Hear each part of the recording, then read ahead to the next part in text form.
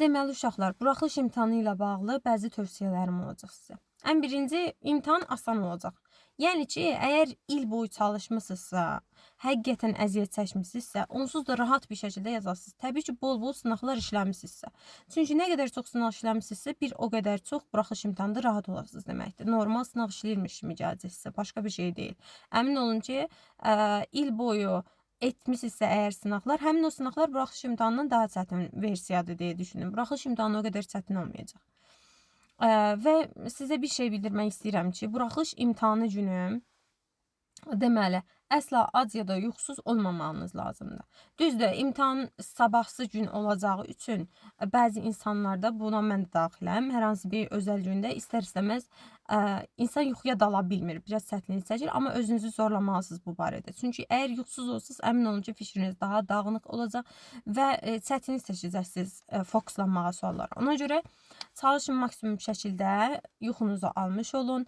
Yemək yemədən getməyin imtahana, çünki əksər insanlarda, yenə buna mən də daxiləm, tezdən yemək yeyə bilmirlər, səhər yeməyi yeyə bilmirlər. Amma əgər ki, imtahana gedirsinizsə, yeyə bilməsəz belə məcbur olaraq özünüzü məcbur edin və yeməyi yeyin də, yəni ac getməyin. Yanınızda su götürməyi əsla unutmayın.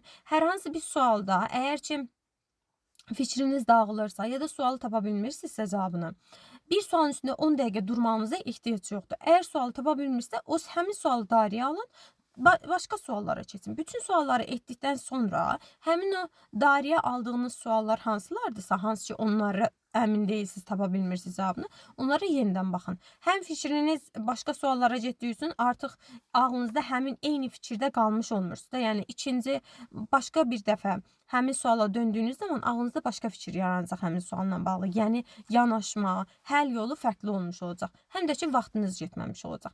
Təsəvvür edin ki, bir dənə sual üçün siz əgər 10 dəqiqənizi ayırırsınızsa, hansı fənn olmasına əhəmiyyət yoxdur. İstər Azərbaycan dili, istər ingilis dili, istər riyaziyyat. Hansı fəndə əgər ki, bir sualın üstündə çox durursunuz, 10 dəqiqə, 15 dəqiqə fikirləşirsinizsə, bunu etməyin.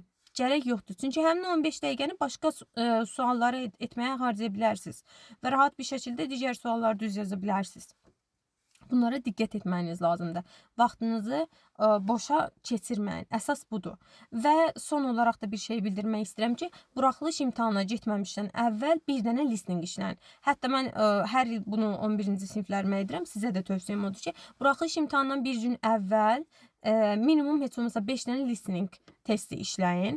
Listening testini ona görə işləyirsiniz ki, belə deyək də, qulaq alışdırırsınız.